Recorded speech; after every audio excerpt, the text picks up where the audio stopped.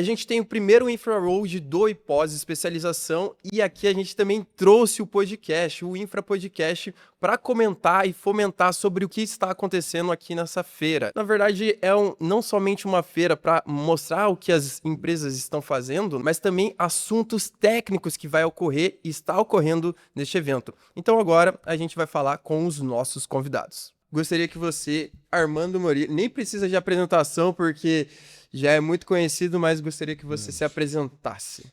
Jamei, eu sou curitibano, né? Por isso que é bacana estar aqui no Instituto de Engenharia do Paraná. Correto. Para começar, ainda mais nos 100 anos do Instituto de Engenharia.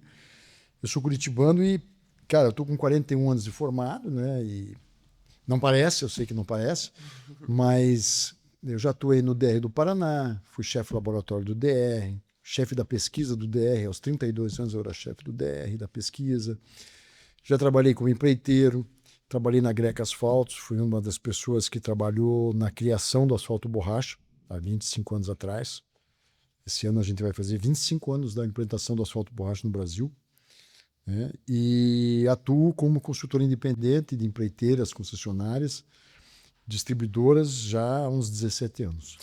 Mas sempre focado na parte do asfalto em si, ou você chegou a entrar em outra parte de operação ali dentro da pavimentação barra infraestrutura? Boa pergunta. Eu trabalho com terraplanagem, pavimentação, base, subbase, verificação de projetos, verificação de dosagens asfálticas, apoio na coordenação de estratégias para concessionárias. Então, eu trabalho de uma forma geral, não só no asfalto. O asfalto é talvez a cereja do bolo, né? É o mais caro, o mais delicado e provavelmente o mais importante, né? Mas trabalho em toda a infraestrutura viária, falando em rodovias e vias urbanas. E para ti, conectando um pouco da sua apresentação aqui no evento, da sua palestra, eu gostaria que você falasse para o pessoal que está assistindo isso aqui, porque basicamente é gravado e vai ficar disponível, sobre o que você comentou hoje na palestra e sobre o público que estava ali. O que você sentiu do público? Se o público ele estava consciente daquilo que você estava falando, ou se é um público talvez que precisa um pouco mais de maturidade, a questão de profissionais ali que estão dentro do evento aqui. Eu acho que foi um público muito bacana, um público fantástico. Tinha acho que 200, 300 pessoas. Né? É difícil juntar tanta gente, tá? Num evento em Curitiba. Né? Então, foi muito bacana. E o meu trabalho hoje, meu propósito, basicamente é nortear boas práticas, seja na execução de obras, seja no controle de qualidade, seja na orientação também para os jovens, para seguirem na parte de engenharia, né? E principalmente, com todo respeito à engenharia, a IA, que é a inteligência artificial, tenho fomentado o uso da IN. O que é IN? Inteligência natural. Entendeu? Para o pessoal começar, os jovens, os engenheiros têm que ir lá nas obras, tem que ver as obras, tem que ver materiais, tem que ver pedra, tem que ver asfalto, tem que ver como se constrói uma obra, entende? Então hoje as coisas estão tão digitais que, de certa forma, não só na engenharia do engenheiro especificamente, todos os técnicos estão com dificuldades hoje porque as pessoas acabam não indo mais para as obras. É tantos compromissos que a própria engenharia e os técnicos estão perdendo a sensibilidade de obra. O que é a sensibilidade de obra? Você pode me perguntar. É ver se uma pedra está boa, é ver se o trecho está bem construído, e às vezes não é só ser bonito, sabe? É ver se a equipe está trabalhando direito, se tem produção. Então, está faltando um pouquinho de mais olho da engenharia nas obras.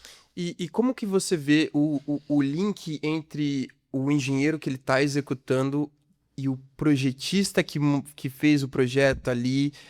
Às vezes falta um pouco de coerência do projetista com o engenheiro de obra, ou do engenheiro de obra com o projetista, vamos dizer assim, na execução de uma terraplenagem, por exemplo. Falando muito sobre essa questão de o engenheiro não ir para a obra, principalmente o projetista. Da mesma forma que a gente às vezes tem dificuldades com engenheiros que vão para a obra, provavelmente temos a mesma dificuldade com engenheiros projetistas que não vão à obra.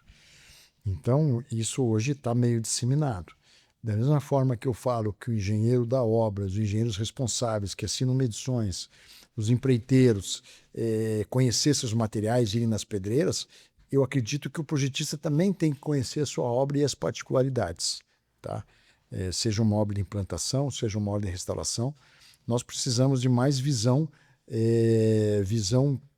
local das dificuldades futuras. E como que entra a parte do controle tecnológico disso e o que impacta dentro das obras ali? O controle tecnológico é primoroso, é muito importante, né? Mas o controle tecnológico, ele só verifica o que está errado, de forma estatística. Eu trabalho com milhares de toneladas de material, todo dia. Às vezes são centenas de toneladas de material. Eu não consigo amostrar 1.000 toneladas por dia, mas eu amostro 3 ou 4 ensaios que têm o condão de dar a representatividade para aqueles 1.000 toneladas. Só que controle tecnológico é um norte. O que eu preciso, além disso, é que os materiais estejam controlados, que as pessoas saibam o que estão fazendo, os processos ocorram de maneira natural, porque quando uma obra começa, Vitor, por melhor projeto que ela tenha, existem um monte de imprevistos. E as equipes que trabalham têm que estar preparadas para imprevistos. Por exemplo, o pó de pedra que você usa no concreto asfáltico afinou. Eu preciso mexer na fórmula da mistura para compensar isso. Então, E como que resolve isso na obra? O caminhão tá ali do lado. ele tem que ter uma prévia, tem que fazer um controle de granometria um dia antes, separar um lote, e esse lote você recalibrar a usina para ajustar, para que você volte à fórmula oficial. Mas daí, no caso, devolve o caminhão lá pra... Não, antes de começar. Antes de começar. Antes de começar, tem que ter uma previsibilidade. E você já chegou, vamos supor, já ouviu algum caso e tipo assim, pô, chegou o caminhão ali, não vai ter que interromper a obra ali porque não tá adequado, não passou no controle tecnológico. Não sei se isso é possível. É possível sim, mas às vezes quando não passa no controle visual, e às vezes acontece, caminhões muito ruins, que só no olho você já desqualifica, tá?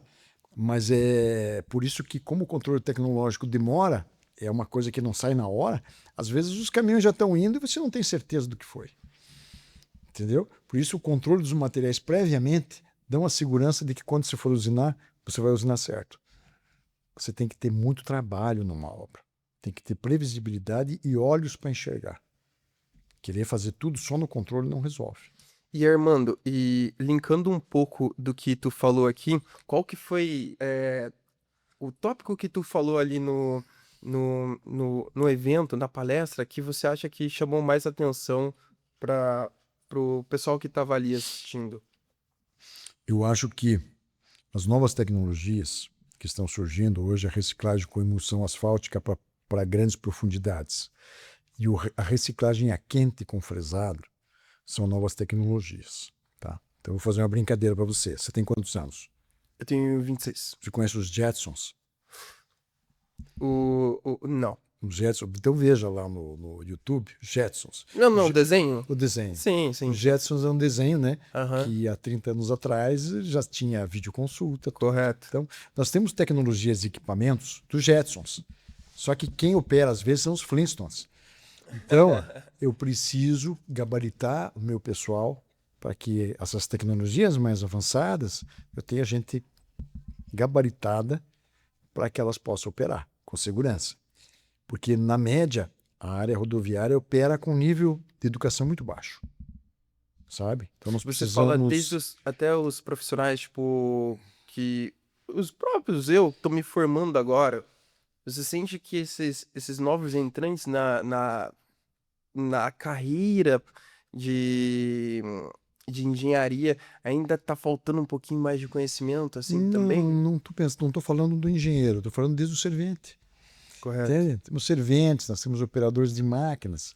São pessoas muito humildes, esforçadas, que às vezes não têm a condição de fazer o que a gente quer. Mesmo os técnicos precisam ter mais gabarito, entendeu? Os engenheiros entrantes também estão entrando. A engenharia civil, você é engenheiro civil, vai fazendo engenharia civil. Correto, me formam agora em julho. A engenharia civil é muito curiosa, porque ela é um médico generalista. Você constrói desde portos, aeroportos, pontes, barragens, rodovias, ferrovias, prédios, tudo. Duto. Então, você é um generalista. Tá? Então, normalmente o engenheiro, quando ele sai para alguma área, por algum motivo aquilo cativou ele. Tá? Correto. Mas ele vai ter que aprender de novo. Às vezes ele não tem as ferramentas. Eles têm as ferramentas lógicas que a engenharia lhe deu como curso. Mas ele vai ter que descobrir o nicho que ele quer, a especialidade que ele quer.